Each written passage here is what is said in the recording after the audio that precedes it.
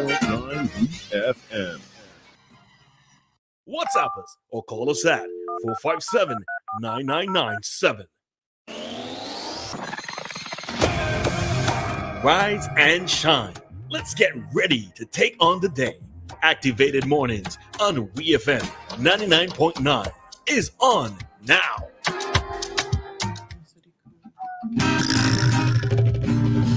All right, so we are back with you for another Activated Mornings program. Already we have a call. Hi, caller. Good morning. Good morning. Good morning. Morning. How are you? Yeah, all right. I'll listen to you and the young lady speaking about the result of the just concluded American election. You mentioned, is it Kuja is your friend that you mentioned him earlier? Say that again? But it's about other people. You mentioned, is it Kuja? You say Kojo? Yes, Kojo. Yeah. Yeah, right. Don't bother with Kojo. They have no influence on the political landscape and nowhere did they. But here what happened. You sound like you were surprised that Donald Trump won. Well, I am not surprised. I think America deserves a president just like what Donald Trump offered. It have other individuals who I think will make good presidents in the future and who I thought would have been good presidents in the past, like Hillary Clinton. But Americans choose who they want. So I don't know why people are making a hue and cry about the surprise package of Donald Trump winning the election. I never had any doubt that Donald Trump would have won the election because I think that, I might repeat myself, I think that Donald Trump is what America asked for. A lot of people will see the negatives and the comments he make there, here, and everywhere, right? But what we have to ask ourselves, is there any lessons that we can learn from the just concluded elections in America? Of course, there are lessons we can learn. You can't take the electorate for granted. You might hear some people say, well, Ralph Gonsalves will win back the next year election because he's popular. There's no doubt in my mind that Ralph Gonsalves is popular and highly recognized throughout and again, regionally and internationally. But when the electorate go to the polls and they go into that era where they vote, it's them and their conscience will make the choice. Okay? And I believe the time will come when people will do exactly what we did in America and vote for the party of their choice and the individual leader will become prime minister or because Donald Trump become president. So I am suggesting that we have a lot of lessons to learn and we have to pay close attention to what is taking place regionally, internationally, and locally right in Finland. But there are a lot of people who follow this program because they are ULP supporters and they love rap, sing after side bread. He can't do no wrong for them. But I tell you something, the time will come when you're probably too young to let me remind you. So James Mitchell, former Prime Minister of Finland, did make a statement and he said, politics is like an in and out club. Once you're in, another time you're out. And Dr. Gonsalves has been and is our Prime Minister for the last 23 years. You think he's going to sustain that forever? He's going to be out one of these days. But it's the effect of what's going to take place when that time comes. Because I can't understand why you have some blind supporters who supported the ULP who think that it's 6 in a row and nobody else can come and win the election in Finland. But in their party, in the ULP party, they can't aim at a potential leader after Ralph Gonsalves. It's about Ralph Gonsalves and nobody else. So I'm hoping that they will continue to have that struggle among themselves and that will make it easy for the NDP to win the next election in Finland. Okay? Okay. Well, if you listened, there were two opposing voices here. One was surprised and one wasn't surprised. And yes, I do agree with you that there are takeaways from it. The first one that I identified was the fact that the young population in particular, that both parties need to pay attention to them, right? Don't sideline them, don't marginalize them. And no one person or individual should be in a position or think that without them, the country cannot function. So yes, succession planning is important. And yeah, we would just have to see what happens. But there are key things that as you made a lot of sense in your commentary this morning related that you're making a lot of sense because we see some indication that both political parties may have a successor in terms of successor to Ralph Gonsalves. Let's be fair. I think that the young man, Kamala Gonsalves, has the trademark to make a good politician. I think he's very intelligent. He has a regional connection and an international connection.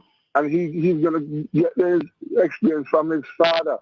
But I can recall recently, they had a convention somewhere in Kevin Park. I had a group of people who came down to the convention. And, they were shouting, "We want Caesar, we want Caesar." And before Kamala Gonsalves came into the fold of the ULP, most of earmarked Subota Caesar as the successor for Ralph Gonsalves. But you know what happened? Soon as Kamala came in, Ralph Gonsalves ushered Kamala into the politics. All of a sudden, Subota Caesar took a back seat, and we as the average force out to fight up for him. Well, he better fight up for himself if he walk from leader. Anyhow, I'll have a great day, God. Bye, and happy start of the tourist season, Kingsley. All right. Anything you want to say in regards to the commentary? Nah, I have nothing ready yet. Okay. All right. Yeah. So all right. Let's. Okay. So. Morning, Kojo. What have I done for Kingsley? I could vote here. It's not just the presidential election alone you're voting for, I have to vote for Senate here. I have to vote for Congress people. And all the people from Oakland is who I have to vote for people in California. If everybody talking about presidential election, that's part of it. But there's a lot of other stuff that goes on. I have to vote for, if I need to pay taxes on pay more taxes for school, I have to vote for that. There's propositions, there's amendment. So when you say that I don't have no effect on no election, things you don't know what we're talking about. I'm telling you the truth. You don't know my standing, so you can't say that. I don't have any power in the election in St. Vincent because I can't vote in St. Vincent. I don't have an election card. I was a member of the ULP before I left St. Vincent. As a matter of fact, I was a member of ULIMO. All them parties can come up. I was never really come into politics. My mother used to hold my hand and carry me to political meeting in Market Square. It ain't just come. I ain't just come with this thing. So we're talking about Kingsley. Be yourself, my man. All right, Kojo, thank you. All right. So can we safely move off from politics? No, let's see. All right. Let's go. Okay, so in good news, folks, in good local news. All right, we have another call. I don't even know if we're gonna. Okay, let's see. Hi, caller. Good morning. Good day, my sister. Just want to say a little piece quickly. Let me say thanks, my brother Kingsley. Kingsley, I love you very much, and I thank you for acknowledging what happened with the coronavirus vaccine, and you big me up. But just recently, when I spoke to you concerning a situation what happened with BICO, and I said to you that BICO is not something I could excuse what happened to the administration here. You locked me up, and so answer my phone because you want to be different. Now, in terms of Camelo, he's an intelligent man, but the situation has nothing to do with intelligence. What makes us a leader? The leader has to do with somebody who follows the Constitution, follow the rule of law, and respect God. And there's a lot to learn from what has happened in America. Donald Trump, a man who was supposed to be a criminal, literally got 51.2% of the popular votes, and 47% went to the Democrats, which they have abandoned the Constitution, abandoned God from their policies. And I want to say to you, one of the main reasons for people voting, black people, white people voting for change was respect for Almighty God. And when you take a young child, 11 years old, 12 years old, and tell them that they could bypass mommy and bypass God and go turn himself into a girl, and encouraged by a state institution, encourage young girls and older ladies to kill a baby beyond 15 weeks, even up to 9 months, 15 weeks and up to 9 months. Basically, how that policy. You can't kill a child up to 9 months. Hamon. You can't kill a child up to 9 months. You're talking about abortion? When I say something to you, I think you should say, Hammy, send me that document, because I will not come here. Yeah, that was something that Trump said, but you cannot kill a child at 9 months. You cannot kill a baby at 9 months. To you that what and drop your voice, please, Hamo. You're just screaming at me. Up to 9 months. You can't. That is what Donald Trump been pushing in his campaign. That is something that Trump said, but it is not legal, Hamo. That's what I'm trying to correct you on. Let me say this to you. Whether it is 9 months, why should somebody kill a child beyond 15 weeks? Because according to Trump, giving support to the doctors and to the church and to the policies of humanity and God, that we shouldn't even be killing them in the first place. I'm saying, for God's sake, is that this is what makes a difference with Trump. One last thing, economy. You can imagine the American people had 1.2% economy. 1.2 under Donald Trump. It went to 12%. It's similar here. Our inflation rate is very, very, very, very, very high. Extremely high. Higher than any other part of the Caribbean. Why are we still saying, Kingsley, why are we still saying, after 2015, when ULP people, I know them because there's a labor, well, actually labor people, because I was labor, went to the polls and gave support to the Honorable Ann in Eustace and the NDP when they got 8 seats, 9 seats, 1 in Central Leeward. And then Eustace called and he said we won by 6 votes. You know what made the difference? 321 ballots got in a box without the official mark. All right. My sister. Okay. Tell Mr. Gonzab. And without the Hamo. you know they still count. Hamo, drop your voice. Drop your voice, Sorry please. That's that. all I'm asking. Saying here to you, what do we learn from this? We have a administration war stand, the demonic, ungodly, Putin, transgender, and they approving it in 2023.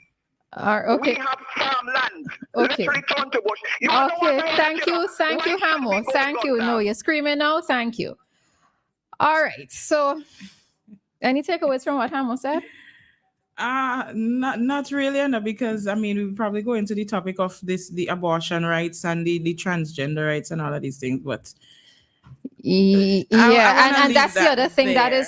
That is a difference of opinions, and I think you're never going to get a consensus on these two topics in particular: abortion and do we accept person's sexuality or gender identity. We're never going to get a consensus on it, especially given that we are supposed to be a Christian-based society. All right, so I do really think that that's personal choices and personal decisions, and there are reasons, especially with regards to abortion. Yeah. There are different reasons why abortions happen yes. and should happen. Correct. All right, so and as I said before, I do not think that men should ever have a say in anything that has to do with a woman's body. I stand on that. It's not your body. It's not something you will ever, not directed at Hamo though. It's not something that you will ever experience. I don't care if it's your wife, it's your girlfriend. That's the most you could say. She's my wife. You could never be able to say, I feel this, or I know what this feels like. It's her body. It's our body, and it should be our decision. And I'm not against abortion. I know that's probably going to be a big thing, but no, I'm not against it because because like you said, there are several reasons why people do this. And I mean, there's this talk about the abortion when the child gets to a certain stage, and you know it's big after a particular set of weeks, it's illegal for you to have So that's why when he said in 9 months, Trump said it, but it's incorrect. You can't kill a child at 9 months. And I don't think we should be using it's probably going to take us into another very serious topic of discussion.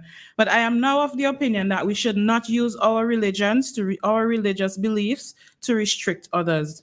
But you do realize that religion formed part of why we have certain laws. Yes, I'm aware. So that is a thing. If we are going to, quote unquote, be a bit more open and more liberal, then that is where the conflict with our religion, in terms of us being a Christian society, where the laws and being open and being liberal are going to conflict. Yeah. Right? Yeah. So, all right. So let's actually go very quickly, maybe just a minute each, into the two topics that we had planned for this morning. So JP Eustace won the Lions Club Flow public speaking competition last night, right? I did not get to see the first segment, which was the student, the prepared topic. The one that all of them got. Yeah, not the student prepared, but the prepared topic. I'm not even sure if I terminated it properly. But anyhow, I think you know what I mean, right? I didn't get to see that part of it. But what I can say from what it is I saw, especially with the impromptu, I smiled. I smiled and I was pleased with them, right? In terms of many of them. I am particularly happy to hear that JP Eustace won. And I will tell you why. There has been a bit of a stigma attached to JP Eustace over the years in terms of how persons view the school, in terms of things that you may hear coming out of the school, etc., etc. And sometimes all it takes is just this one student to sort of motivate other students to know that they can do or they can accomplish anything. Yes. And I think sometimes when you hear like students say they're going up, let's say against high school, they're going up against grammar school, they're going up against convent. I'm missing out anybody. The top schools. Maybe Thomas, you said Thomas Sanders? Even Thomas Sanders, right? There are many times when students think that by default that these top schools are going to be the winners, right? And I'm happy to see that JP Eustace, and he is deserving of it, right? His impromptu topic had me smiling. So I really have to give commendations to him, right? So I just want to congratulate that student. I really should pull up his name, because I don't want to be saying Raj Buzz. I hope I have the correct name. I think it's Raj. Yes. Yes, Raj Buzz. And he won in both the student prepared speech as well as the impromptu speech. All right. So congrats to him. And by extension, congrats to all the students who participated in last night's event. Second place went to, oh gosh, I know that St. Martin's came third. Second place was, you have it there? I had it in my mind this morning and I was like, yeah, definitely remember that. I know I'm here. What was second place? Oh no, I can't. Yeah, okay, so my apologies, all apologies. I will get it for the next segment, right? But it was a female though, but I'm trying to remember the school itself. It's that she was representing. This morning. All right, so congrats to her, right? Additionally, just to quickly note that the cruise ship season begins today. What's the name of the ship that came in? Main shift 2. Right. So when Dianna and I came in this morning, she's like, "Dan, a cruise ship over there." So then we look, but it came in the direction almost. In my head, I'm saying it came from Barbados, right? Because normally you would see it coming from our side, our leeward side, right? I try to do the cardinal points in my head, but from our leeward side, but it didn't come from that direction this morning. It came from the other direction. All right. So cruise ship season has begun, and just to quickly note that some 377 cruise ship calls are expected to be made here in SVG. I'm reading this from One News SVG for this season. So it is a slight increase from 374 calls from last year. All right, so the announcement was made last night by the CEO of Tourism Authority, Miss Annette Mack, who spoke at a media cocktail yesterday. So which is probably why when we had the discussion with Kingsley, I'm not hearing anything. They had it last night, all right? So Ms. Mack said that they also expect to see 9 inaugural calls. The first ship is a German ship, okay? So, yeah, cruise ship season I wonder, I don't think was it this particular thing that Kingsley wanted, or did he want to know about the sites? No, I think I said it. Okay, so maybe it wasn't Kingsley, but it stemmed from the conversation with Kingsley, where I was like saying that we don't know what's happening, etc. I think they had said something before yesterday though about these cruise ships though. I think they did say something about it. But for today, we saw along with main ship, there's also Le Champlain, which is going to Mairo. So we're supposed to have 2 today, one in Mairo and the other one here. And then tomorrow we have the same Le Champlain going to the Tobago Keys. We have Britannia going to Kingstown, and then Amadia, I hope I can pronounce it correctly, going to Bequia. Right. And then we continue with and that's the thing, because so I'm reading this on 377 calls, and persons might be expecting to see 377 ships visiting Kingstown, but remember we have Grenadine Islands, and many of them go to the Grenadines, right? Because sometimes it's Barbados and the Grenadines, St. Lucia and the Grenadines, so that is the reason why. Okay, all right, so we're going to jump out at this time here in SBG. It is 8:06, and our time check came to you with the compliments of New Haven Funeral Home. Death is a fact of